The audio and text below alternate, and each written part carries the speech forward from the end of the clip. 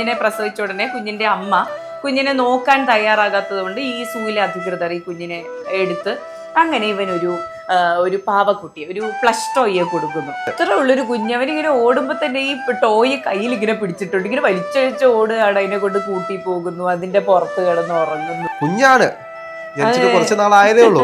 അതിന്റെ ഉള്ളിലും അത്രയും ഡീപ്പായിട്ടുള്ള ഇമോഷൻസ് ഉണ്ട് എന്നുള്ളതാണ്. ഒറ്റപ്പെട്ട മനുഷ്യനെ പോലെ ഒറ്റപ്പെട്ട ഒരു ലോൺലി ആയിട്ടുള്ള ഒരു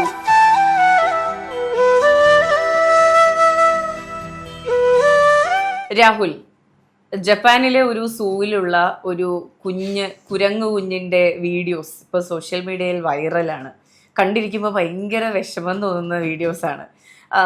അതിന്റെ പശ്ചാത്തലം എന്ന് പറയുന്നത് ആ കുഞ്ഞിനെ പ്രസവിച്ച ഉടനെ കുഞ്ഞിന്റെ അമ്മ കുഞ്ഞിനെ നോക്കാൻ തയ്യാറാകാത്തത് കൊണ്ട് ഈ സൂയിലെ അധികൃതർ ഈ കുഞ്ഞിനെ എടുത്ത് മനുഷ്യരുടെ കൂടെയാണ് വളർന്നത്. എന്നിട്ട് തിരിച്ച് ആ ഒരു സൂയിലേക്ക് കൂട്ടിലേക്ക് ഇൻട്രൊഡ്യൂസ് ചെയ്യുമ്പോൾ മറ്റ് കുരങ്ങുകൾ ഇവനെ അക്സെപ്റ്റ് ചെയ്യുന്നില്ല. അപ്പൊ ഇവൻ വീഡിയോസ് ഒക്കെ കാണാം, ഈ സൂ അധികൃതർ വന്നിട്ട് ഇവനെ ഈ കൂട്ടിലോട്ട് കൊണ്ടുപോകാൻ പോകുമ്പോൾ അവൻ സമ്മതിക്കുന്നില്ല, അവൻ്റെ ഇയാളെ കെട്ടിപ്പിടിച്ച് തിരിച്ചു പോകുന്നു.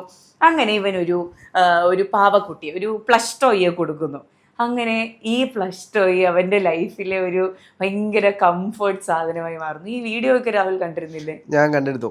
നമ്മൾ കണ്ടു കഴിഞ്ഞാൽ നമുക്ക് വിഷമം വരും. ഇപ്പോൾ ഒരു വീഡിയോ വന്നു കഴിഞ്ഞാൽ അതിന്റെ താഴെ ഇതിന് തന്നെ മറ്റ് വീഡിയോസ് വന്നുകൊണ്ടിരിക്കുകയാണ്. നമുക്ക് കാണുമ്പോൾ തന്നെ ഒരു വിഷമം വരും. അതായത് ഇപ്പോൾ എനിക്കറിയാൻ കഴിഞ്ഞത് അതിന്റെ അമ്മ മരിച്ചുപോയ സമയത്ത് ഞാൻ വായിച്ചത് അമ്മ കുഞ്ഞിനെ സ്വീകരിക്കാൻ തയ്യാറാകാതെ അത് ചില മാനറിസംസ് ഉണ്ടല്ലോ അങ്ങനെ പോയതാണ്. അപ്പോൾ അങ്ങനെ ഈ സൂ അധികൃതര് ഈ കുരങ്ങിന്റെ കുഞ്ഞിനെ ഏറ്റെടുക്കുന്നു. അവിടെ ഒരുപാട് ഗ്രൂപ്പുകളുണ്ടല്ലോ, അവിടേക്ക് കൊണ്ടിടുന്ന സമയത്ത് നമുക്ക് കാണാൻ കഴിയുന്നത് റിജക്ട് ചെയ്യുന്നതാണ്. മാറിപ്പോടാ എന്ന് പറഞ്ഞ് കാണുമ്പോഴേ കുഞ്ഞിങ്ങനെ ഓടിപ്പോയി ഒരു കുരങ്ങിനെ പിടിക്കുമ്പോ ഇങ്ങനെ ഒന്ന് തട്ടുവാണ്. അത് കഴിഞ്ഞിട്ട് വേറെ വീഡിയോസും വരുന്നുണ്ട്. അതായത് ഈ കുരങ്ങിന്റെ ആക്രമണങ്ങൾ കാരണം ഇത് ഓടി ഒളിക്കുന്നതും പിന്നീട് ആ പാവക്കുട്ടിയെ കെട്ടിപ്പിടിച്ചിരിക്കുന്നതുമായിട്ടുള്ള വീഡിയോസ് ഒക്കെ ഉണ്ട്. ഇത്ര ഉള്ളൊരു കുഞ്ഞ് അവനിങ്ങനെ ഓടുമ്പോ തന്നെ ഈ ടോയ് കയ്യിൽ ഇങ്ങനെ പിടിച്ചിട്ടുണ്ട്, ഇങ്ങനെ വലിച്ചഴിച്ച് ഓടുകയാണ്, അതിനെ കൊണ്ട് കൂട്ടി പോകുന്നു, അതിന്റെ പുറത്ത് കിടന്ന് ഉറങ്ങുന്നു. അല്ല, അതുകൂടാതെ ഇതിന്റെ ആക്രമണങ്ങളുണ്ടല്ലോ, അതായത് ഈ ഗ്രൂപ്പിലോട്ടൊന്നും പെട്ടെന്ന് എത്തിപ്പെടാൻ കഴിയില്ല. ഇപ്പൊ നമ്മള് മനുഷ്യന്മാരെ പോലെയാണ്, മനുഷ്യന്മാർക്ക് ജാതിയുണ്ട് മതങ്ങളുണ്ട് എന്ന് പറയുന്നത് പോലെ തന്നെ കുരങ്ങന്മാർക്കും ഗ്രൂപ്പുകളുണ്ട്.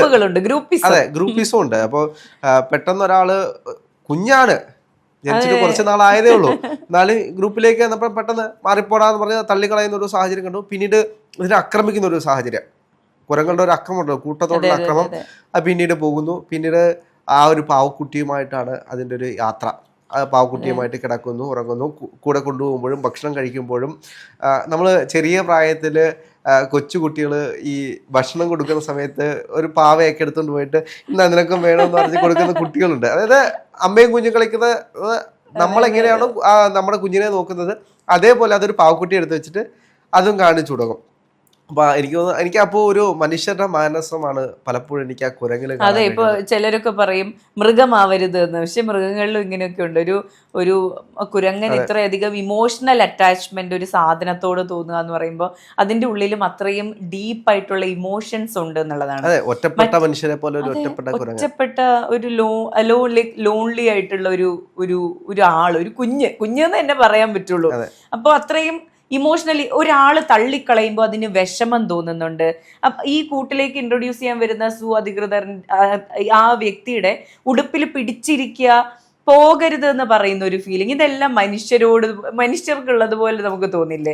അതിനൊരു ഇമോഷണൽ അറ്റാച്ച്മെന്റ്, വിഷമം, സങ്കടം, ഒരാളോട് തോന്നുന്ന സ്നേഹം, ഇതൊക്കെ എനിക്ക് അത് കണ്ടപ്പോ എനിക്ക് തോന്നിയത് കുരങ്ങും അവരുടെ കൂട്ടായ്മയിൽ ഒരു സോഷ്യലൈസ്ഡ് ജീവിയാണ്.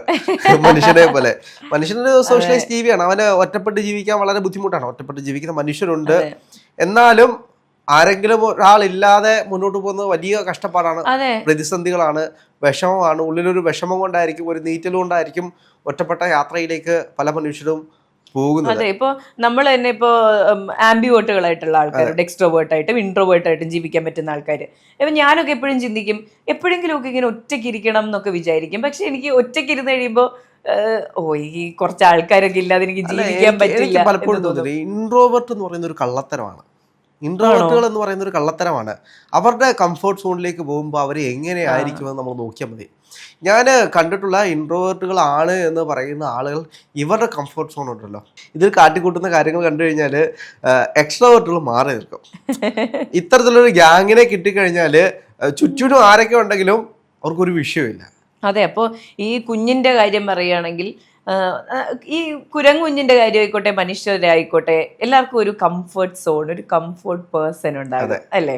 ഇപ്പൊ ഈ രാഹുൽ പറഞ്ഞെത്തിച്ച ആ സ്ഥലമില്ലേ, കംഫർട്ടബിൾ ആയ സ്ഥലത്ത് എങ്ങനെ വേണമെങ്കിലും നിൽക്കാമെന്ന് പറയും. നമുക്ക് വിഷമം വരുമ്പോൾ ഓടിച്ചെല്ലാൻ പറ്റുന്ന, അല്ലെങ്കിൽ നമുക്കൊരു സന്തോഷം വരുമ്പോൾ പെട്ടെന്ന് വിളിച്ചറിയിക്കാൻ പറ്റുന്ന, വിഷമം വരും ഒറ്റയ്ക്കായി എന്ന് തോന്നുമ്പോൾ വിളിക്കാൻ പറ്റുന്ന മനുഷ്യർ നമുക്കും ഉണ്ട്. അതുപോലെ തന്നെയാണ് അവരും ഉണ്ടായത്. അതെ, ഇപ്പോൾ കുരങ്ങളെ സംബന്ധിച്ച് അവർക്ക് ബന്ധുക്കളെ കണ്ടെത്താനുള്ള ബുദ്ധിമുട്ടുകൾ കാണും. പക്ഷേ ഇതിനെല്ലാം അവസാനം നമ്മൾ നോക്കിക്കഴിഞ്ഞാൽ കുറച്ച് നാളത്തെ ഗ്യാപ്പിന് ശേഷം ആ ഒരു അക്സെപ്റ്റ് ചെയ്യുന്നൊരു സാഹചര്യമുണ്ട്. ബാക്കി ഗ്രൂപ്പുകളാണെങ്കിലും ഇപ്പൊ ഏറ്റവും കൂടുതലും ഇതുമായി ബന്ധപ്പെട്ട കണ്ടന്റുകൾ വരുന്നത് അവന് കിട്ടിയ ഫസ്റ്റ് ഹഗ്, ആ ഗ്രൂപ്പിൽ നിന്ന് അവനെ ആദ്യമായി ചേർത്ത് നിർത്തുന്ന അപ്ഡേറ്റ്സ് അതാണ്. ആ രണ്ട് വലിയ കുരങ്ങൾക്ക് നടുക്ക് അവനിങ്ങനെ സ്നേഹത്തോടെ ഇരിക്കുന്ന ഒരു വീഡിയോ, ഒരു കുരങ്ങ് കെട്ടിപ്പിടിക്കുന്ന വീഡിയോ ഒക്കെ ഉണ്ട്. അപ്പൊ പതിയെ ടൈം എടുക്കും, ഇൻട്രൊഡ്യൂസ് ചെയ്യപ്പെടുന്നുണ്ട്. പക്ഷെ അവൻ ഇത്രയും കാലം അവന് താങ്ങായി തണലായി കൂടെ നിന്നത് ആ പ്ലസ് ടു ആയിരുന്നു. അതെ, ഇപ്പൊ എനിക്കൊന്നു മനുഷ്യർക്ക് അതേപോലെ തന്നെയാണ്. ചിലർക്ക് നായയാവാം, ചിലർക്ക് പൂച്ചയാകാം. ഞാൻ പലപ്പോഴും കണ്ടു ഒറ്റയ്ക്ക് ജീവിക്കുന്ന ചില മനുഷ്യരെ കണ്ടിട്ടുണ്ട്. അവരോട് എങ്ങനെയാണ് നിങ്ങൾ ഒറ്റയ്ക്ക് ജീവിക്കുന്നത്? എൻ്റെ മോനുണ്ട്, എൻ്റെ കുഞ്ഞുണ്ട് എന്ന് പറഞ്ഞ് അവർ ഇൻട്രൊഡ്യൂസ് ചെയ്യുന്ന ചിലപ്പോൾ ഇത്തരത്തിലുള്ള മൃഗങ്ങളെ ആയിരിക്കും. അതെ, നമ്മൾ തിരുവനന്തപുരത്ത് പാരാസൈക്കോളജിസ്റ്റ് ജോർജ് മാത്യു സാറിന്റെ വീട്ടിൽ പോയില്ലേ?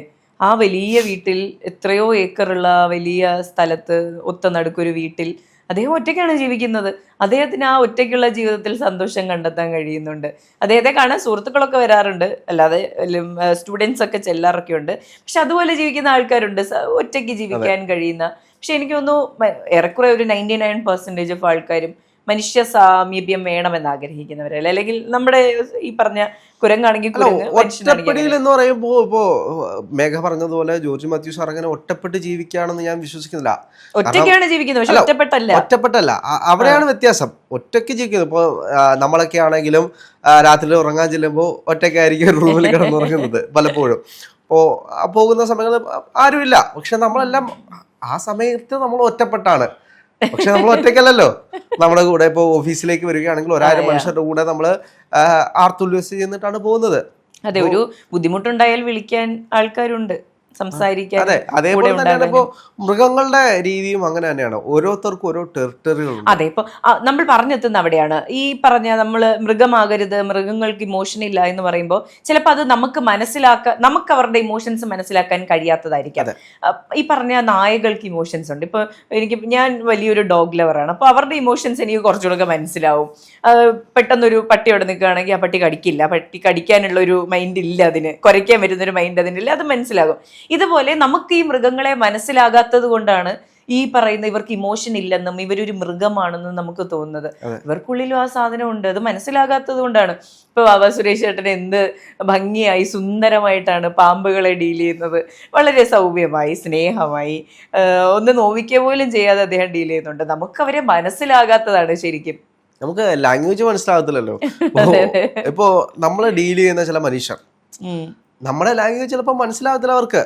ഇപ്പോൾ നമ്മൾ മലയാളികളാണ്, പക്ഷേ വ്യത്യസ്ത ഭാഷയാണ് സംസാരിക്കുന്നത്. ചില സമയത്ത് എൻ്റെ ഭാഷയിലുള്ള ചില വാക്കുകൾ വേറെ ഏതെങ്കിലും സ്ഥലത്ത് പോയി പറഞ്ഞു കഴിഞ്ഞാൽ ചെവിട്ട് തടിയായിരിക്കും ഫസ്റ്റ്. വെളി പറയാൻ പറ്റത്തില്ല ചില വാക്കുകൾ. ഇപ്പോൾ നമ്മൾ സുഹൃത്തുക്കളുടെ ഇടയിൽ ഇന്നത്തെ കാലത്ത് ട്രെൻഡിങ് ആയിട്ടുള്ള പല വാക്കുകളും മുതിർന്ന ആളുകളുടെ ഇടയിൽ പോയിട്ട് സംസാരിക്കാൻ പറ്റത്തില്ല. അതെ അതെ അതെ, അതുകൊണ്ട് വീട്ടിലൊക്കെ പറയുമ്പോൾ കേട്ടാറുണ്ട്, ഇത് എന്ത് ഭാഷ, ഇത് എവിടുന്നാ പഠിച്ചതെന്ന് ചോദിക്കും. അപ്പൊ അത്തരത്തിലാണ് കഴിഞ്ഞു പോയ കാലത്തെ ഭാഷയാണെങ്കിലും ഇപ്പോൾ വന്നുകൊണ്ടിരിക്കുന്ന കാലത്തെ ഭാഷയാണെങ്കിലും ഇപ്പോൾ ചില മനുഷ്യരോട് നമ്മൾ ഇപ്പോൾ എൻ്റെ രീതിക്ക് ഞാൻ ഒരാളോട് ഒരു കാര്യം പറയുകയാണ്, പക്ഷെ അവർ മനസ്സിലാക്കുന്ന രീതി വേറെ ആയിരിക്കും.